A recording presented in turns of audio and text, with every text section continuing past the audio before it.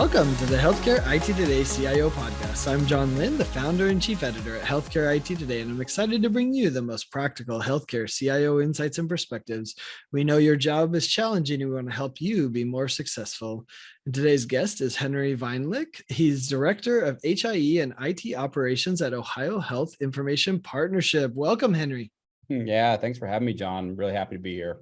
Yeah, you're our first HIE representative, so you have to represent well. But for those that don't know you, tell us a little bit about yourself and Ohio Health Information Partnership. Yeah. So I'll start out with my background. I've been in healthcare since 2004, so 18 years.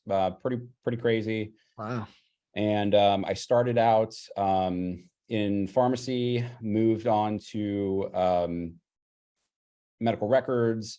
And then got into clinical research, doing cancer research, went to Ohio State, got a degree in microbiology, got out in the workforce, and I found myself working in a lab, but being more interested in the lab software than actually doing the research. And so, Awesome.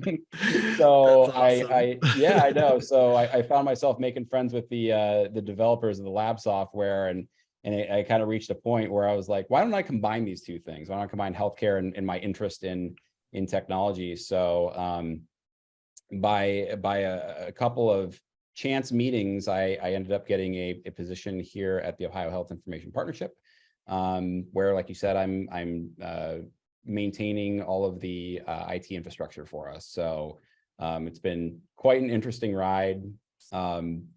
Moving on to what the company does. So, the company, the Ohio Health Information Partnership, some people know us as our product name, which is CliniSync. So CliniSync is the name of the HIE and the suite of products that goes into it. So we operate as the largest HIE in the state of Ohio, and we have around 156 hospitals. We're processing roughly 8 million transactions a day, so pretty high throughput. And we're taking that data, we're deduplicating it, we're putting it into a single patient record, and then we're providing that data back out to the community. So your providers, your hospitals, your health systems, to be able to use that in the clinical setting. So we can do that in many ways. We have portals, we have automated APIs, we have notifications that go out, we have directed results delivery. We do some work with the state for public health reporting. So lots of different avenues there, but that's the basics on the company.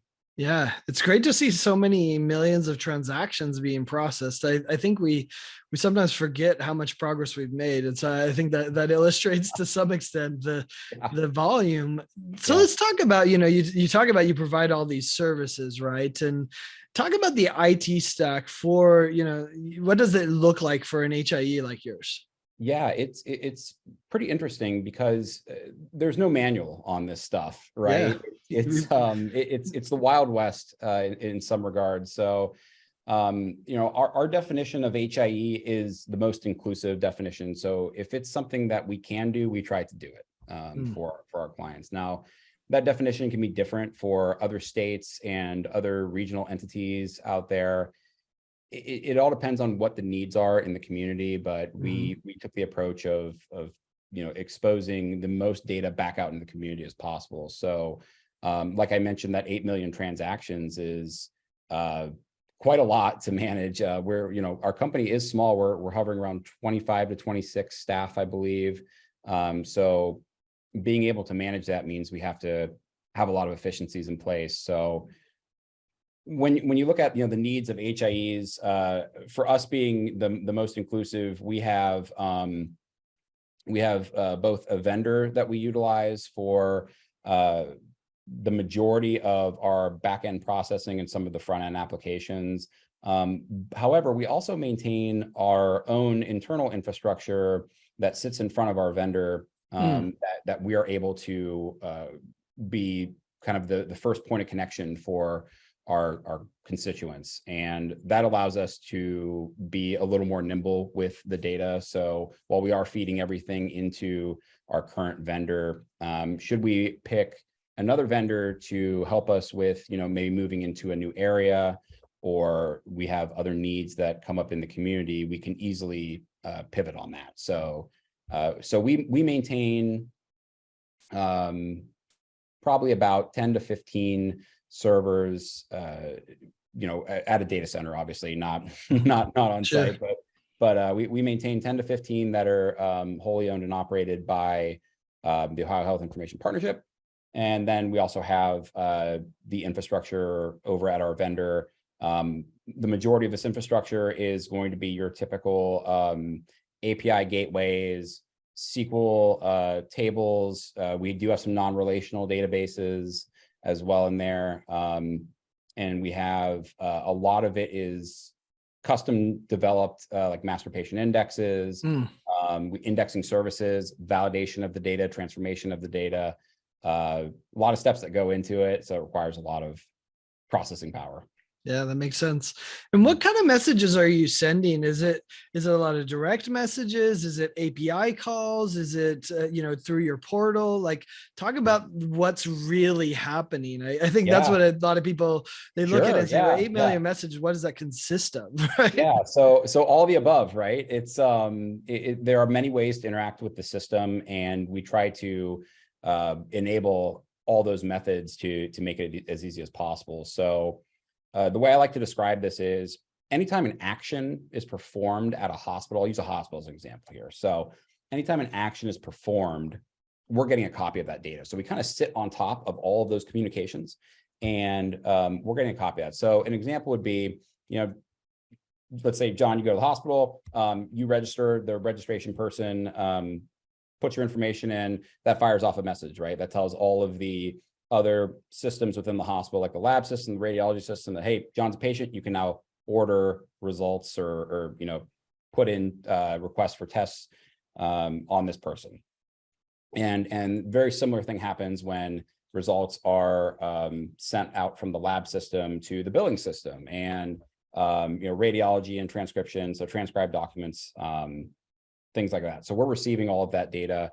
We also work with several other formats of data, so the continuity of care documents, and so with that data that's coming in, we're taking all of that in real time, and we're exposing that back out to the community. So the ways we can do this are, we do have a provider portal. You can log into the provider portal. It looks very similar to a patient chart, only this patient chart has data from all the hospitals or healthcare systems that this person has been to, which we found is very valuable. But do providers like to do that? I mean, I feel like going to another portal feels like a lot of work, right? Yeah. So that's a perfect segue, because I was going right into the next part, which is, when we enabled that, our goal has kind of been to sit in the background and almost not know that, not have the providers know that we exist. Right. We want to integrate so well into the workflow that it's not another username and password they have to remember. It's not another set of steps they need to take to access this data. So what we do is we have a for all intents and purposes, it's an API gateway. It uses IHE profiles to be able to communicate, like basically machine language, back and forth from the health systems. And what this enables us to do is basically, like Epic as an example, we can become a node off of Care Everywhere.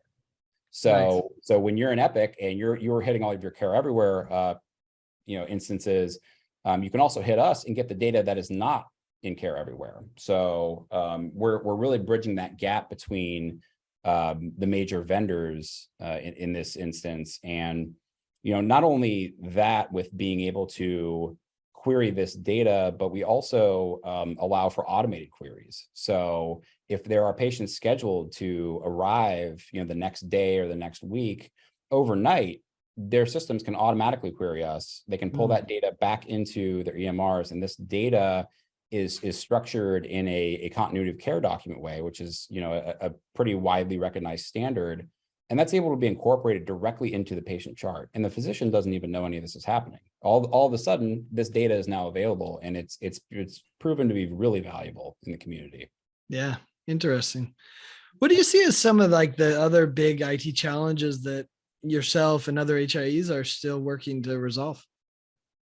Yeah, this is, it's a really interesting question, because a lot of HIEs are formed as nonprofits, Mhm. and being a nonprofit comes with its own set of challenges, and especially when it comes to funding. So you Mhm. generally have to get creative about how you can select software and infrastructure.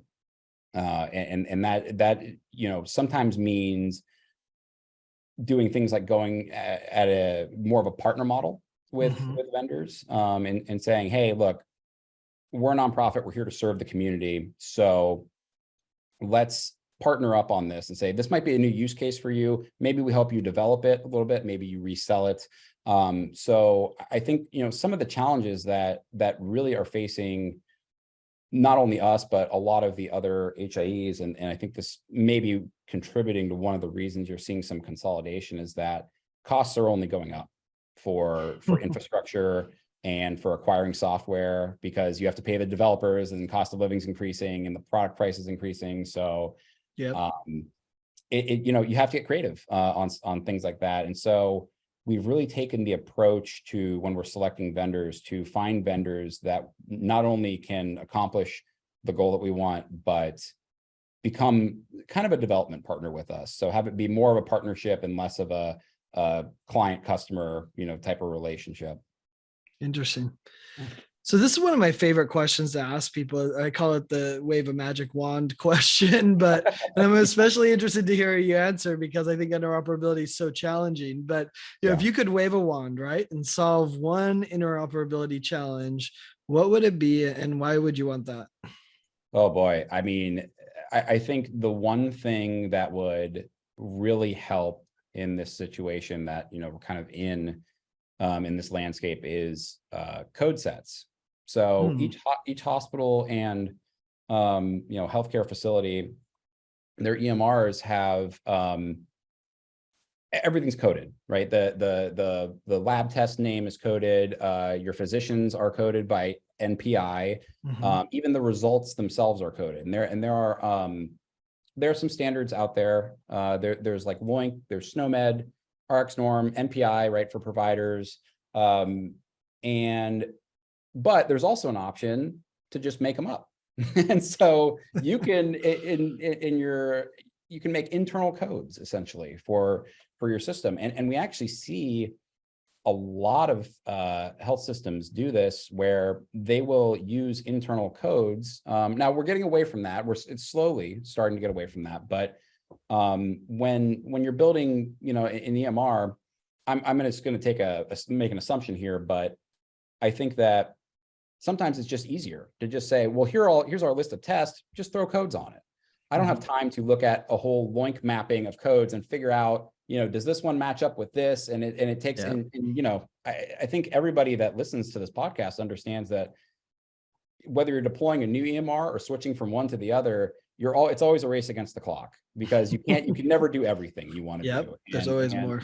Oh, there's always more. And so, I think something that would really help interoperability is getting to some sort of, maybe not a single standard, but a collection of standards that could help us integrate even deeper than we are today. This is something that we do as an HIE. So we get all this data in, we actually map everything to our code set that we have standard. And that's how we're able to combine all this data together. And so I think that taking that element out of there could probably really help us. It's interesting. So you're not asking for more code sets. You're just asking for everyone to use the same code sets. Is that, did I understand that right? Yeah. I mean, to an extent, right? I mean, I don't think there's ever going to be one thing that applies to everybody, but I do think that eventually we need to get away from making up your own, because a complete blood count at hospital A is a complete blood count at hospital B, yet, one can be a code of 68 and the other one can be a code of 72. And, in our system, that obviously doesn't reconcile well, and that requires sometimes manual intervention, sometimes it's automated. But we are seeing with US core data interoperability, right, US CDI, we are seeing that some of these coding methodologies are going to be tied to what I assume is going to be reimbursement. So I think, unfortunately, I think that's a common theme with getting healthcare institutions to move on some of this stuff, which is you got to hit them in the wallet sometimes. Yep. and follow the money. Yep. Follow the money. So we're starting to see some of that. And yeah, I mean, that's pretty much the landscape of it right now. I mean, I would love to see some of that. I think that would really help enhance some of the current initiatives, especially around stuff like social determinants of health. Yeah. Well, let's talk about that. You and I met at the Direct Trust Civitas conference there in San Antonio. Yeah. And, the whole focus is around health equity, social determinants of health. How real are these efforts, right, to address health equity? And what do you really see happening from an HIE perspective in this regard? Yeah, it's pretty crazy because it feels like it came out of nowhere. Right. I mean, obviously, this is a major issue. It's a very important issue. And I'm glad that it's getting this recognition. But it seems like over the last 3 years, we were talking about how to make interoperability better. And then it was like a light switch flipped. And now it's like, wait a second, we have this major issue right now about health equity that, we're going to have a bigger impact in this area than probably managing, like I said, to contradict myself a little bit, the managing code sets, right? So I think that, after hearing all this stuff, it's obviously a very real issue. And there are companies out there that actually have been really helpful in this. And I think we're starting to see the combination of some of these companies that exist and companies like ours, which are HIEs, and coming together at the same table and saying, how can we help? But we have this kind of massive pool of data. How can we either integrate into this or use some sort of connection to be able to help with this? And so you have companies like Unite Us and Find Help, which was formerly Aunt Bertha, two of the really big players in this space. And those companies have been around for quite some time now. And they're helping people get access to food pantries. They're helping facilitate referrals and all these other things that happen based on problems that you have based on your socioeconomic status.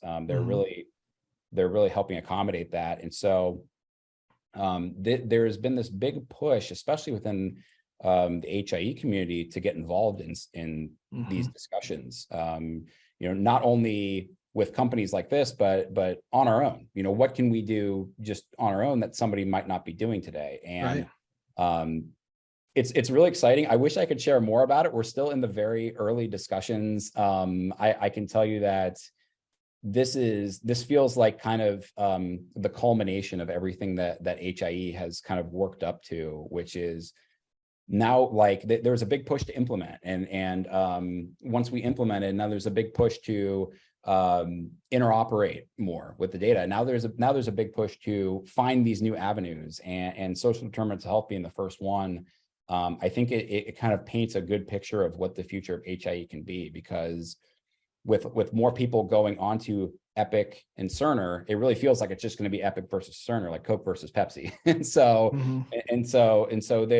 there might be some value there that decreases with some of the interoperability side. But if we can show, hey, there's some really cool stuff though we can do with this data, and not only that, but we can re-expose that data back to you so you're aware of what's going on with this and help you provide better counseling to your patients, then it turns into a really cool operation. And I'm pretty excited to see where it goes.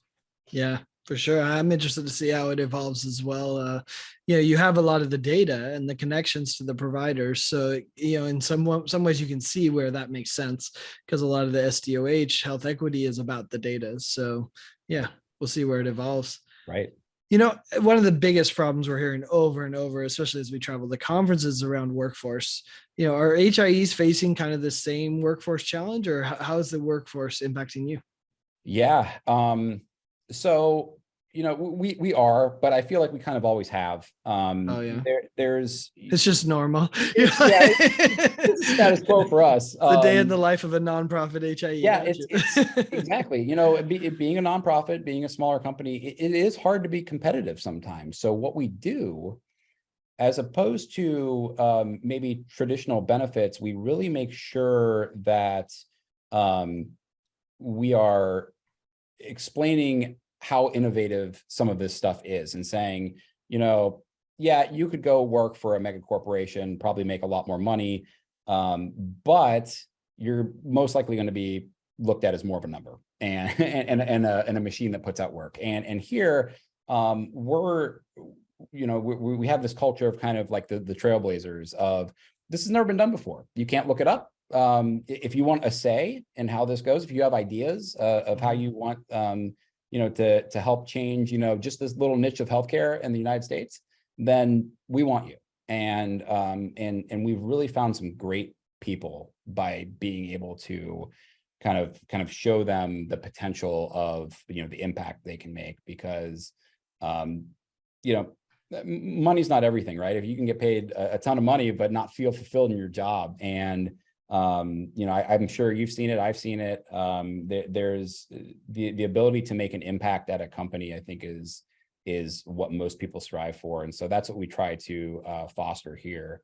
And so does turnover happen? It does. It happens every now and then, but on the whole, I wouldn't say it's any better or worse than it has been for us. It's just kind of a status quo. Interesting. Yeah, I met one of your colleagues and she said that. She said, yeah, the thing I like about working here is that I have a real impact, and that, and I get some ownership of some specific projects. She'd been there, it sounded like, since near the beginning, if I remember right. And and she's like, yeah, I saw the evolution, I saw the impact we've been able to have. So it's hard to quantify that in a, it's not a follow the money, it's a happiness and lifestyle and those types of things, right? That you can't buy, you can only earn them. So that's right. That's right. Yeah. Well, we always like to wrap up these episodes with a little career advice. So what's the best piece of advice you've gotten in your career? Oh boy. Yeah. I've been thinking about this one pretty hard, and I don't want this answer to sound really basic, because I didn't, it's something that, like, you say it, you're like, oh, that makes sense. But I didn't really understand it until later on in my career. And that was learning to think in terms of business decisions. So, I'll give you an example. So, like, you see, you need a car, and I'll be the first one to say, like, if I need a new car, I'm probably making my decisions more based on emotion than financial sense. But there have been, as I've progressed through my career, just learning about, you kind of don't know what you don't know, and when you make a decision about, maybe it's acquiring software, maybe it's acquiring personnel, but really taking a step back and saying, well, how does this impact, like the financials of the company? How does this impact is this in line with our vision? Is this, what are the benefits that we're going to get here? And again, this sounds really basic, but I think that if you were to ask me, 10 years ago, like, oh, do you, when you make your decisions, are you making the best decisions for the business? And I would say, yeah, of course. Like, why would I not make the best decisions for the business? But then as you, progress in your career and you start learning, like, okay, well, if we hire a person in this position, we're assuming this position exists forever. That position doesn't go away. So if that person leaves, we need to backfill that position now. So that position exists forever. Furthermore, then you have salary, right? But salary is not the whole thing, because then you have benefits on top of it. So it's like getting really in touch with, understanding that it might be really easy to make a certain decision, but understanding the full impact of that decision. And I know that's difficult sometimes when you're starting out in your career. You might not be able to fully understand that, but I think just working towards the understanding every part of the business. Like, I'm not a finance person yet. I have to maintain a budget, so I have to learn finance. So it's good to really understand every part of the business. You don't have to be an expert in it, but understand finance, understand policies, understand basic operations. And the quicker you understand that, the more successful you'll be. It's a very valuable skill. Yeah, I mean, you're highlighting something I've experienced, right? Where I get over my skis sometimes because I think I understand the problem when in fact I only understand 2 parts of a 10-part issue, right? Which I think is what you're saying, right? Yeah. Like, you know, having a little humility to go understand the other 8 parts. So then Exactly. you can fully understand the business complexity, which in healthcare, it's all complex. So Yeah, that's right. It is. yeah. Thanks, Henry. This has been a lot of fun. I appreciate you sharing your insights and perspectives. And thanks everyone for watching and listening. If you want to find more great healthcare IT content like this, be sure to check it out at healthcareittoday.com or search for the CIO podcast by Healthcare IT Today on your favorite podcasting application. Thanks, Henry. Thanks, John. Appreciate it.